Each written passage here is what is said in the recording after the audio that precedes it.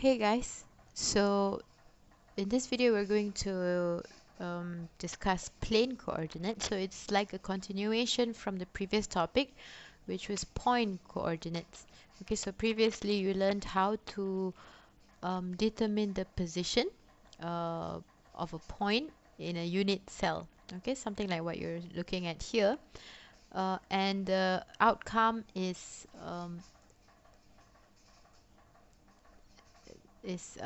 three numbers, okay, written in this form, okay, or what we use is this square bracket with three numbers inside to show the x, y, z positions. Okay, and for point coordinates, basically you had to describe the position of a vector. Okay, a vector being an arrow having an origin and then the end point. Okay, so here is a similar concept, except that we will be describing the position or the index of a plane. So as you know, a plane is two-dimensional. Okay, and in the case of 3D, it can be three-dimensional. So as long as you have a surface. Okay, now we're still going to use the same concept of the XYZ axis. Okay, so the axis remain the same, and we are still going to use the unit cell which has equal length. Okay, it's basically a cube with the same unit length on each side. Right? Now, I'm going to start with an example. So the first step is to determine the intercept on each axis. So here we have a cube, and the shaded area is the plane. Okay, so for this plane, the intercept is point A on the x-axis. So A, because let's just say each length is A. So in the x-axis, it intercepts at point A. Okay, in the y-axis, it doesn't intercept. Alright, because you can see that the plane is right here and it is parallel to the y-axis, so it never intercepts. And in the z-axis also, it doesn't intercept. Okay, so the first step is intercept.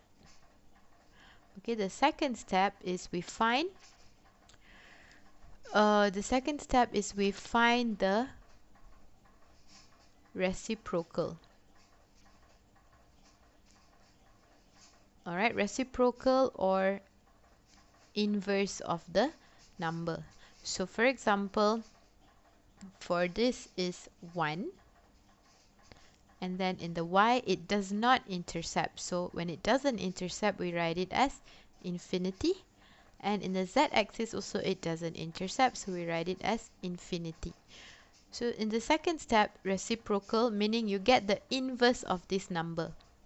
So 1 over 1, infinity over 1, infinity over 1. So the result of which will be 1, 0, 0. So the step number 3 is reduction, or I'm going to write integer. Okay, so it means that we need to get it in the smallest integer, which in this case it can remain as it is. So the answer will be 1, 0, 0. So it's similar to point coordinates, except you have this additional step of getting the reciprocal. Instead of directly going to the third step, we get the reciprocal first. Okay, so remember intercept, reciprocal, and integer. So let's try with this one. Okay, so in the x-axis, so the plane is a shaded area. The x-axis here intercepts at A, okay, or 1. Let's call it 1. And on the y-axis, we see that it intercepts here, which is also 1. And it doesn't intercept in the z-axis. So here you have 1, infinity,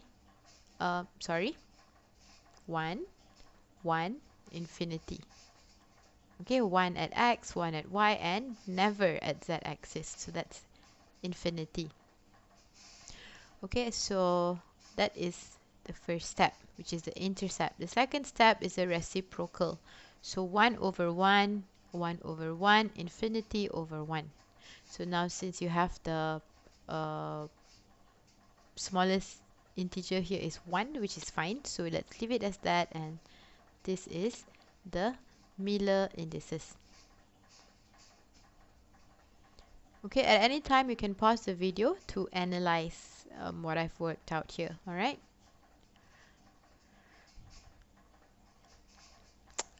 Okay, let's do this one. So here we have a triangular plane. Okay, so what you need to understand here is that the plane is actually not limited to the cube. Okay, it can by all means be out of the cube. But since we are only taking the portion that is enclosed by the cube, so that's why in this case it looks like a triangular plane. Okay, just like the point coordinate, it doesn't actually matter where it is in that cube. Okay, we just want the angle of the plane only. But since it has to be confined by the cube, that's why as a result we get this triangle. Okay, so it intercepts at 1 on the x-axis, so this is the x-axis, this is the intercept. The same on the y-axis, and on the z-axis also it's 1, 1, 1. So of course the result will be 1, 1, 1. Okay, so the intercept is 1, the reciprocal will still be 1, and then the Miller indices will be 1, 1, 1. Of course, we are going to write it in a square bracket. Okay, so those are simple examples. Okay, let's look at more complicated ones. Okay, so here we have a plane, but notice that it is crossing somewhere inside the cube. Okay, it's not all the way at the end of the cube at this point, but it is here. Okay, and based on this, we know that it is at half. Okay, so on the x-axis, it crosses at half. So let's write the steps. So the intercepts is half on the x-axis, and it intercepts all the way at this point on the y-axis, so that's 1, and it still doesn't intercept on the z-axis, so that's infinity. Okay, step number 2 is the reciprocal, or the inverse of these numbers. So 1 over 2, inverse is 2 over 1. I'm just going to write 2. 1 over 1 is still 1. Infinity over 1 we write as 0. So these are integers, so that's fine. The final answer is 2, 1, 0. Alright, in the notes I have this, so you can refer to this. Okay, so something more complicated. Here we have 3 planes, plane A, B, and C. Now look at plane C. So this one is made to be simpler for you because if I had cut this plane only until this point, let's say remove this, okay, this would have made this would have fit nicely into the cube. Okay, but it would have been a bit difficult for you to figure out, perhaps.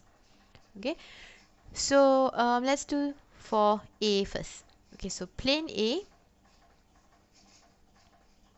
Okay, I'm gonna do it here. Plane A.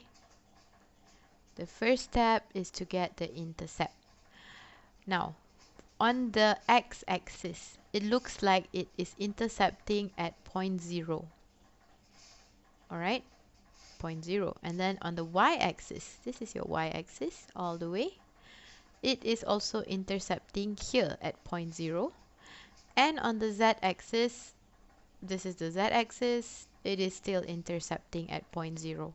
So that's not going to work. It's not going to tell you much, right? Even though it is intercepting at point 0 on each of the axes. Basically, it crosses the origin. So in this case, we will do what we do in the point coordinate exercise, which we will move the origin to another point. Okay, we'll move the origin to another point, and the trick here is to move it to where this plane is enclosing. Okay, so this triangle, this plane is facing downwards towards this side. So this is where we are going to move the origin to. So this is your new origin. Okay, actually it's the same as moving the cube, or if you just shift the plane. Okay, you take this plane, you move it to this point. It's similar concept. Okay, it doesn't really matter where the plane is inside the cube. We just want to know the orientation, the angle that the plane makes. So that's why it's okay to move around the origin. Alright, now let's say this is your origin. So where does it cross the x-axis? It crosses at, it actually goes this direction, which is the negative x direction. Okay, so all the way to -1. And on the y-axis, so this is your origin, it crosses here, so at half. On the z-axis, this is the origin, it is at 3/4 here, 3/4. Okay, if it helps, you can even draw the axis here. Okay, x, y, z, this is your origin. Okay, so anyway, we have the intercept. Step 2 is to get the reciprocal. So -1 remains as -1, -1/1 basically. So 1/2 will become 2/1. So I'm just going to write 2. 3/4 will become 4/3. Okay, so this fraction will not do. So we have to get rid of this 3. So what we do is we multiply everything by 3. So it will be -1 times 3 will be -3. 2 times 3 will be 6. 4/3 times 3 will be 4. So the answer will be bar 3, 6, and 4. Okay, so now let's try for plane B. So please note that this Miller index that we get for each plane has to depend on the origin. So you have to know the origin of each in order to figure out the index or figure out the position of the plane.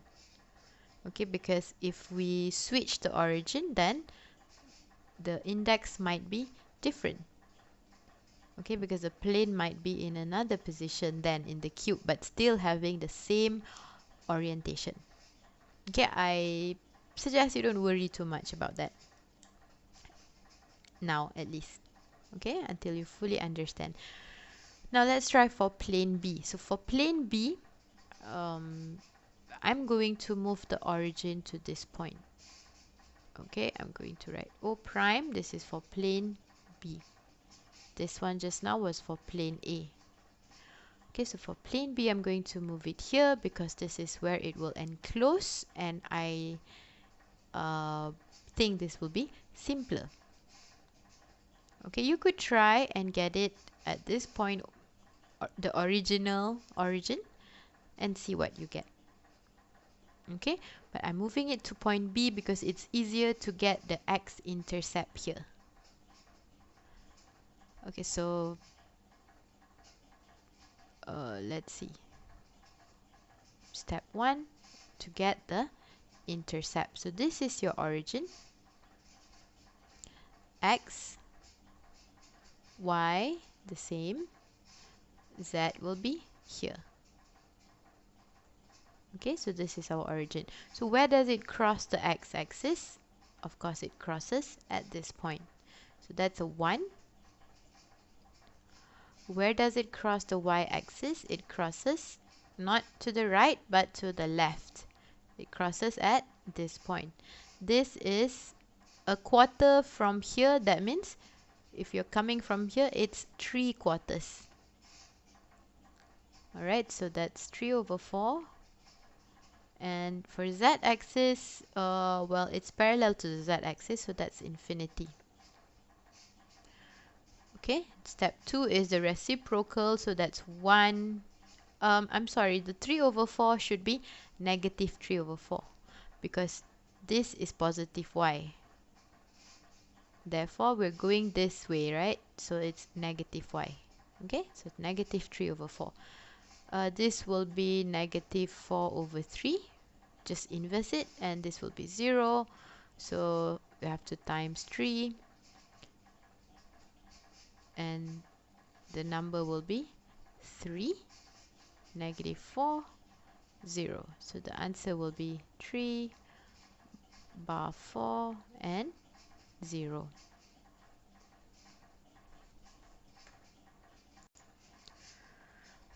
Okay, so you can try sticking to the original origin here. Okay, and you'll find that you need to figure out where the x-intercept is, because if it's here, it does not intercept with the x-axis. But it doesn't mean that it won't. Okay, in the case of intercepting the z-axis for plane B, it will never intercept. You can try extending this plane as much as you want. What I mean is just extend it to the back. You can extend it upwards. Okay, it can be as big as you want it to be, but it will still never intercept the z-axis. But it's different with the x-axis. Okay, because eventually, even now, you can see that if the x-axis is extended and the plane is extended, it will cross at some point. So you need to figure out that intercept if you want to stick to the original origin. Okay, that will be clearer in example C. Okay, but first of all, let me clear the screen first.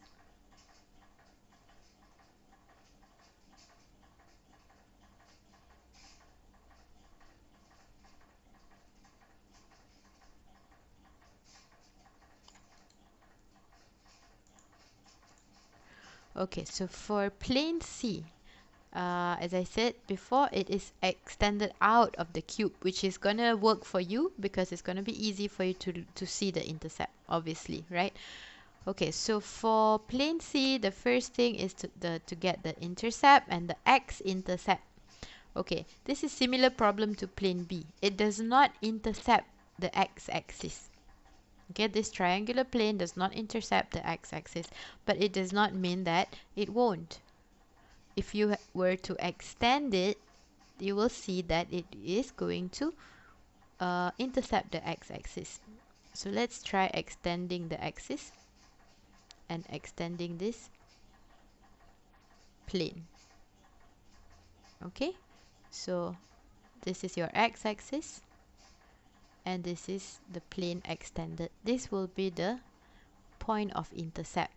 So what should be this value? Okay, if you look at this, it starts at the top at 1, crosses halfway, so that means this is 2. Okay, this is 0, 1, 2. How do I know it's 2? Because halfway is at this point. Okay, it's just geometry. So it intercepts at 2 on the x-axis. On the y-axis, it's very straightforward. You can just take this number, 3 over 2. On the z-axis also, it's quite straightforward. It's at 1. This is our intercept. For second step, to get the reciprocal, 2 over 1, you inverse that, you get 1 over 2. 3 over 2 becomes 2 over 3. 1 over 1 is just 1. Okay, so we have 2 and 3 at the as a denominator. So if you multiply 2, you will only get rid of this. So you need to times 2 times 3. So that is times 6 for everything. Okay, times 6. So 6 over, let's see, 6 over 2, it will be 3. Okay, 6 times 2, 12 over 3, you get 4. 1 times 6, you get 6. So the answer is 3, 4, 6 for plane C. Okay, so the steps are the same. I suppose for some of the planes you need to visualize a little bit more. So please take your time to do that. Okay, there are tons of examples in the next slide, and I'm also going to give you a supplementary video which has other examples. It's from another person. Okay, on this slide there are 8 examples. Okay, and various examples as well. So this is a very good exercise for you to do, and we can discuss this. If you have questions, you can ask. Okay, so you will find this exact slide in your chapter 3 notes. Okay, in fact the answers are also there if you want to check. So you just click next and then the answers will appear. Okay, so on this slide, on the next slide, we have a different exercise where you have to draw the plane when you are given the Miller indices. Okay, so this is quite interesting, and this will be your exercise for you to submit for this week. Okay, so that's all for this video. I really suggest that you watch it again if you need to, and look through the slides. Okay, and don't forget to do this exercise. See you.